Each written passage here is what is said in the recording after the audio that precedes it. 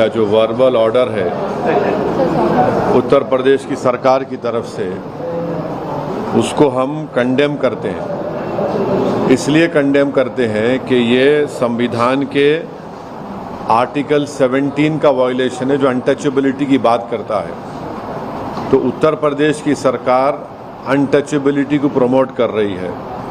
इस तरह का ऑर्डर देकर के नाम रखना और अपने रिलीजन का इजहार करना, बताना, ये आर्टिकल 21 राइट टू लाइफ का भी वायलेशन है और आर्टिकल 19 राइट टू लाइवलीहुड का भी ये वायलेशन है। दूसरी बात ये है कि जब से वो उत्तर प्रदेश की सरकार ने ऑर्डर दिया है, मुजफ्फरनगर में जितने ढाबे हैं उन ढाबों से मुस्लिम एम्प्लॉइज़ को निकाल दिया गया है। तीसरी बात यह है कि उस हाईवे के ऊपर मैकडॉनल्ड है, KFC है, पिज़्ज़ा हट है, आपके कैफ़े कॉफ़ी डे है, उसके ऊपर क्यों नहीं बोल रहे हो लोग? उनसे क्या कुछ बातचीत हो गई क्या आपकी? पांचवी बात यह है कि ये जो ऑर्डर है उत्तर प्रदेश की योगी आदित्यनाथ सरकार का, ऐसा दिख रहा है कि हिटलर की रूह उनमें समा चुकी है। ये क्रिस्टल नॉट मूवमेंट लग रहा है। हिटलर भी एक जूडन बॉयकॉट करते थे, इस तरह का बॉयकॉट हो रहा है उत्तर प्रदेश की सरकार की तरफ से। भाई आप होते कौन है ये करने वाले? क्या एक यात्रा का इतना उनको आप इम्पोर्टेंस देंगे और दूसरों की लाइवलीहुड को बर्बाद कर देंगे आप क्या एक ही समुदाय के लिए कि उसके लिए काम करेंगे? कॉन्स्टिट्यूशन कहाँ गया फिर? कॉन्स्टिट्यूशन क्या कहाँ चलेगा? कॉन्स्टिट्यूशन कचरे के बिन में चलेगा कॉन्स्टिट्यूशन? फिर मोदी जी संविधान को उठा के चूमते, ये सब नाटक ड्रामा हो रहा है। तो ये स्टेट की तरफ से हिंदुत्व की जो तंजीमें हैं, ऑर्गेनाइजेशन है, उनके प्रेशर में आकर ये बोला जा रहा है कि आप मुसलमान की दुकानें मत जाओ।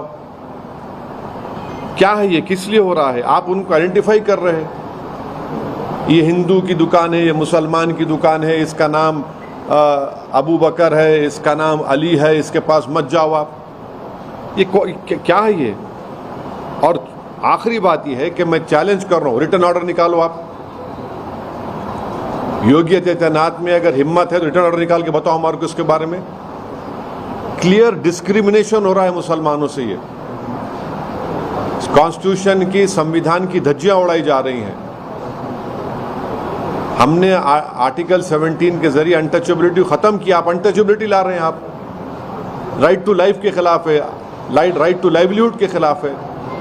तो ये क्लियर कट डिस्क्रिमिनेटरी ऑर्डर है और ये बताता है कि ये मुसलमानों को सेकेंड ग्रेड सिटीजन बनाना चाहते हैं उत्तर प्रदेश में, पूरे देश में। और पूरा जो लार्जर इनका स्कीम है उसका ये इम्प्लीमेंटेशन हो रहा है। और मुजफ्फरनगर के ढाबों से पूरे मुस्लिम एम्प्लॉइज़ को निकाल दिया गया है। आप ही के दूसरे टीवी चैनल की रिपोर्ट है, आपके निकाल दिया गया है। बताइए क्या कर रहे हैं आप? क्यों जुल्म कर रहे हैं साहब? इतनी नफरत क्यों है बीजेपी को मुसलमानों से? आपकी संविधान की ड्यूटी निभाइए ना आप। सर, इसमें क्या कोई पॉलिटिकल रोल देखते हैं? क्योंकि बाई इलेक्शन यूपी में होने वाला था, क्या इसमें कोई? देखिए, ये इलेक्शन नो इलेक्शन, ये इनकी कंसिस्टेंट हिंदुत्व की आइडियोलॉजी के ऊपर ये लोग अमल कर रहे हैं। अपीसमेंट किसका हो रहा है बताइए? इस तरह का ऑर्डर निकाल कर अपीसमेंट आपके वोटर का कर रहे हैं और मुसलमानों को बदनाम कर रहे हैं आप बाज़ाब्ता स्टेट गवर्नमेंट बोल रही है कि मुसलमान की दुकान पे आप मत जाइए, बॉयकॉट करिए उनका आप। और पिछले कई सालों से तो हिंदुत्व ऑर्गेनाइजेशन तो यही बोल रही है कि मुसलमानों का समाजी बॉयकॉट करो, सोशल बॉयकॉट करो। यही हो रहा है। शुभेंदु अधिकारी जो बीजेपी के लीडर है वेस्ट बंगाल के, उन्होंने बोला है कि सबका साथ सबका विकास का जो स्लोगन है उसके ऊपर एक बार सोचना पड़ेगा, क्योंकि वेस्ट बंगाल अरे छोड़िए ना, भाड़ में जाए वो, कोई बोलता नहीं बोलता, संविधान है। ये स्लोगन से गवर्नमेंट चलती क्या? आपका संविधान में राइट टू इक्वालिटी है, संविधान बोलता डिस्क्रिमिनेशन नहीं कर सकते आप। संविधान में लफ्ज़ माइनॉरिटी का वर्ड इस्तेमाल हुआ आर्टिकल 29-30 में। ये फंडामेंटल राइट है, ये देश का बेसिक कॉन्स्टिट्यूशन के बेसिक स्ट्रक्चर का हिस्सा है। इनके बोलने नहीं बोलने से कोई फ़र्क पड़ने वाला थोड़ी है।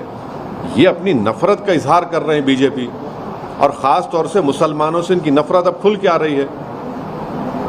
सर, कल असम का सीएम झारखंड में बोला है मुस्लिम पॉपुलेशन असम में 12% 1951 में 12% का 50% हो गया, मैं इसके खिलाफ लड़ रहा हूँ, ये बहुत डेंजर ट्रेंड हो रहा है बोल के कल बात कर रहे हैं। आसाम के मुख्यमंत्री जो है भारत के टॉप 5 झूठों में शुमार होते हैं, टॉप 5 झूठों में।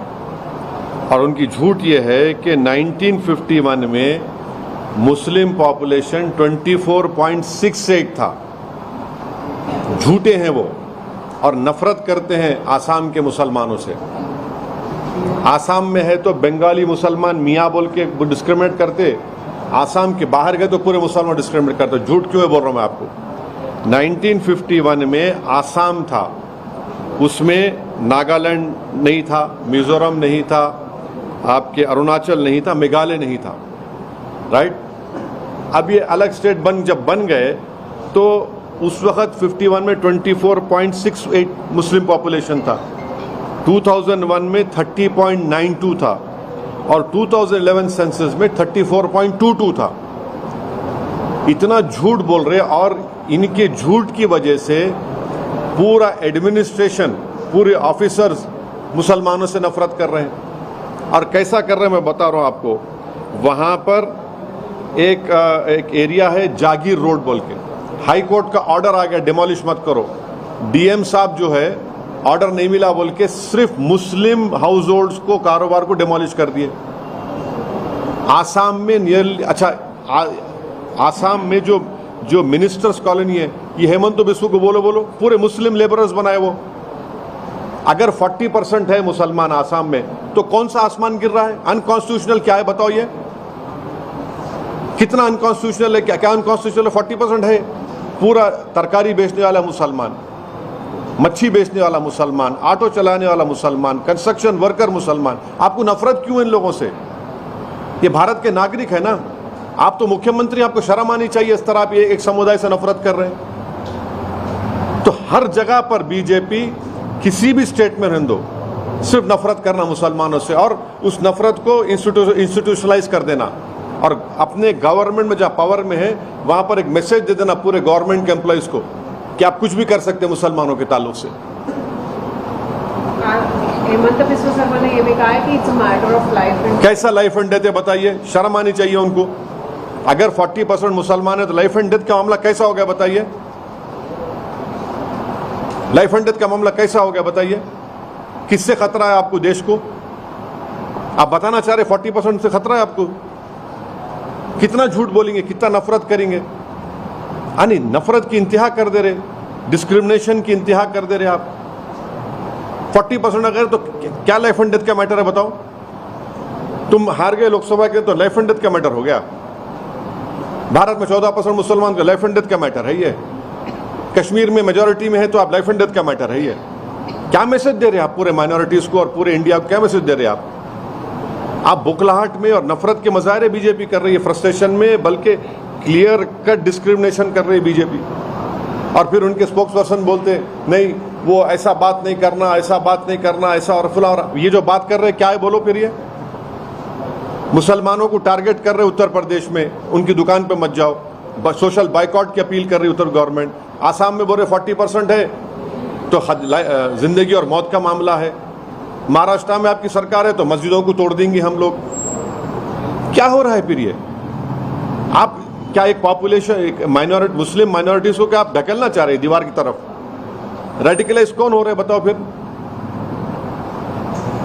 अच्छा जी, सुधांशु त्रिवेदी जी ने जो बयान दिया जिसमें कहा कि कांग्रेस और राहुल गांधी जिस तरीके से खून और हत्या, इस तरीके के जो अपमानजनक शब्द का इस्तेमाल कर रहे हैं, उससे कहीं ना कहीं हिंसात्मक घटनाएं बढ़ेंगी। प्रधानमंत्री मोदी के खिलाफ इस तरीके से राहुल गांधी ने बयान दिया है। मेरी गाड़ी के ऊपर 6 गोलियां चलाए उत्तर प्रदेश इलेक्शन दौरान में।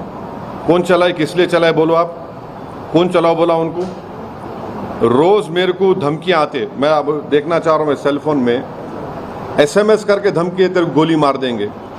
हाँ, इसका जिम्मेदार कौन है? मेरे घर के सामने आके मेरे दीवार का नाम को, नंबर पे, नेम प्लेट को काला करते, मेरी जान से मारने की धमकी देते। बोलो बीजेपी वालों, कौन भिजा रहा उनको? अब तक क्यों नहीं पकड़े उन लोगों को आप? दिल्ली में आपकी हुकूमत है ना, क्यों नहीं पकड़े उनको आप? ये चक्कर है, आप रेडिकलाइज कर रहे हैं, आपकी आइडियोलॉजी के मानने वालों को एम्बोल्डन कर रहे हैं आप, और आप दूसरों को आईना दिखा रहे हैं। अरे खुद तो अपना आईने में देख लो, चेहरा अपना कितना बुरा दिख रहा। उत्तर प्रदेश से जो बोल रहे आप यहां पर मत जाइए, नाम लिखिए। आसाम में 40% पॉपुलेशन की जिंदगी और मौत बोल रहे आप। महाराष्ट्र में मस्जिदों को तोड़ दे रहे। ये कौन है ये लोग? ये आपकी सरकार की वजह से ये लोग रेडिकलाइज हो चुके हैं। एक सिटिंग एमपी के घर पे आके आप जान से मारने का लेटर लगा के जाते हैं, फोन करते मेरे को, एसएमएस देते, नंबर नहीं कर रहा मेरे को। अब आप बोलेंगे पुलिस का, कितने पुलिस कंप्लेन करूं मैं? ये सब आपकी वजह से बीजेपी के, इनको बीजेपी एम्बोल्डन कर रही है लोगों को। नेता अगर इस तरीके से अगर बयानबाजी कर, अरे मैं इनके जो नेता जो उत्तर प्रदेश में जो बोल रहे सोशल बाइकआउट करो माइनॉरिटीज का, मुस्लिम माइनॉरिटीज का, वो क्या है बताइए? नाम बोलो, अपना नाम लिख के रखाओ। आप क्या इडली मुसलमान हो गई, वड़ा हिंदू हो गया क्या? पिज्जा मुसलमान हो गया और बर्गर हिंदू हो गया क्या? बताओ आप कर रहे हैं। सरकार में आप है, आप ऐसे ऑर्डर निकाल रहे हैं। सरकार में आप है, आपका मुख्यमंत्री ऐसा कर रहा। सरकार में आप है, वहां पे मस्जिदों पे तोड़ रहे वहां पे, और आप कुछ नहीं कर रहे। सर, टीएमसी एमपी ने भी एनएचआरसी कंप्लेंट किया है मुजफ्फरनगर के पुलिस के खिलाफ, saying that stating that shocking and other. देखिए, NHRC is a handmaiden of Narendra Modi government. They'll not do anything. Show me one instance wherein they have acted unbiasedly. Look at the record of sending reports to the international organizations. What are they doing? NHRC is completely now, they're not reacting to all these atrocities which have been committed on minorities. What is the National Minority Commission doing? When the government in power and their party and their ministers, their chief ministers are openly asking for boycott and discrimination of Muslim community and saying that Muslims population is a matter of life and death, what does that tell you? It clearly shows their hatred towards the Muslims. But sir, TMC is also raising voice now. You are also raising voice. So will you ask others also to come together to fight on this? See, you have come. I'm thankful to you that you have come to me. I can speak on behalf of myself and my party. I cannot speak on behalf of other political party. They will speak for themselves. So what's your demand, Will you take this up legally, sir? And what's your demand? See, the Uttar Pradesh government is not bold enough to issue a written order. Written order you have not issued. You have issued a verbal order, and on the basis of that verbal order, the message has been sent. And what has happened in that in Muzaffarnagar, whatever dhabas are there, hotels are there, those owners have kicked out Muslim employees because of the verbal order of Uttar Pradesh government. And high-ranking IPS officer comes and says this is what the BJP government wants you to do in Uttar Pradesh. They've asked for a social boycott of Muslims, which is prohibited in the Constitution. Article 17 is there. By making such a verbal order, you have violated right to life, right to livelihood, Article 19. And please tell me why is this order not been implemented on McDonald's, on KFC, on Pizza Hut, on Cafe Coffee Day? Why not them? Why only the small hotels? And those employees who are working there, that is their livelihood. This is a clear cut. It reminds us of what happened in 1930 when Hitler was in power. This is nothing but, it reminds me of Judean boycott. Kristallnacht movement is happening in India right now. Assam Chief Minister says 40% Muslim population is a matter of life and death. Shame on him. He's one of the top 5 liars of this country. He's not telling the truth. The truth is that in 1951, Assam at that time, had 24.68 population of Muslims.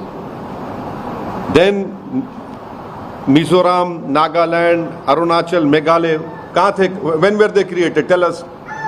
And then in 2001, the Muslim population 30.90. 2011 census, it was 34.220. Now we are in 2024. It might be or 40%. So what? Who constructed this ministers' colony? The Muslim laborers. Who sells vegetables? Sells fish, meat, auto drivers, laborers. Why are you so fearful with this population? They are Indians. You don't have the right to call them in this way. Matter of life. What matter of life and death? Politically, you should lose. I hope you lose badly over there in Assam. I hope that your party is wiped out from the face of Assam. But you have no right whatsoever to target 40% of Muslim Assam. What is the message you are sending to the whole country? It is the BJP leaders and the chief ministers who are indulging in this dog whistle politics, who are openly asking for social boycott or openly saying Muslims are a threat to this country. This is their clear-cut policy of discrimination and hatred. You know, it feels like we are living in 1930 Hitler's era now. Sir budget session start हो रहा है, उसको लेकर कुछ अभी जब budget session शुरू होगा तब बोलेंगे ना, अभी क्या बोलेंगे? सर, मुहर्रम के मौके पर कल जुलूस निकाला गया था उत्तर प्रदेश और मध्य प्रदेश में, वहाँ पर फलस्तीन के झंडे लहराए गए, तो उन लोगों के आप फलस्तीन का स्टैंप निकाले, जो निकाला उसको डालो जेल में। कौन स्टैंप निकाले थे? निकालो, आपकी सरकार बीजेपी निकाले ना, निकालो जेल में डालो उसको। फलस्तीन का स्टैंप कौन निकाले थे? ओवैसी की गवर्नमेंट थी क्या? आप स्टैम्प निकाले, डालो जेल में उन लोगों को, स्टैम्प निकालने वाले को। और स्टैम्प अगर फ्लैग निकाले तो कौन से कानून में बुक कर रहे हैं आप उनको? अमेरिका के सेनेटर्स आए थे, 10 सेनेटर हिमाचल प्रदेश गए थे दलाई लामा से मिलने के लिए। मां अमेरिका के फ्लैग ले रहे, केस नहीं बुक करेंगे उनके पर तुम? मोदी गवर्नमेंट अमेरिका का फ्लैग ले रहा है तो केस नहीं बुक होगा, पैलेस्टाइन ले रहा है तो केस बुक होगा। क्या नफरत है आप लोगों को? अमेरिका के 12 सेनेटर्स आए थे वहां पे, जिसको प्राइम मिनिस्टर बाद दिल्ली मिले। दलाई लामा से मिलने गए, वहां पर तो पूरे अमेरिकन फ्लैग जलाए। अरेस्ट करो लोगों को भी आप, वहां भी तो देखो ना क्या हो रहा। फिर आप बोलो अरेस्ट करो बोल के आप एक डिसीजन लो। आप सिर्फ नफरत करना। ये जो रशिया वाला जो मामला है उसमें कुछ लोग अभी भी हैं जिनको अभी तक अब प्राइम मिनिस्टर जाकर गवर्नमेंट ऑफ इंडिया ये बोली कि उनको वापस लेकर आएंगे। अभी भी गुलबर्गा का एक बच्चा है, कश्मीर के बच्चे हैं, पंजाब हरियाणा के बच्चे हैं, उनको फौरन लाना चाहिए। आपकी जब वहाँ की रशिया की सरकार से बात हुई तो लाना चाहिए, उनको वापस लाइए। वहाँ के हम रिक्वेस्ट करेंगे वहाँ के इंडियन एम्बेसडर से, हमारे एम्बेसडर स्टाफ से, कि वो रशिया की गवर्नमेंट से कोऑर्डिनेट करके उनको प्रेशर डाल के हमारे इंडियंस को वापस लेकर आएँ। आप यहाँ पर सेफली लेकर आए। उनके पेरेंट्स परेशान हैं, बच्चे परेशान हैं, उनके सब लोग परेशान हैं। कुछ लोगों को डिक्लेयर डेथ भी बोला गया, लेकिन मार्च या फरवरी की बात है, लेकिन अभी तक नहीं हो। क्या वही हम उम्मीद करेंगे कि उनका जो भी उनका जिंदा है तो वापस लेके आइए। अगर उनका डेथ हो गया तो कम से कम ऑफिशियली बता के उनकी डेड बॉडी मिल सकती तो वापस इंडिया को लेकर आइए।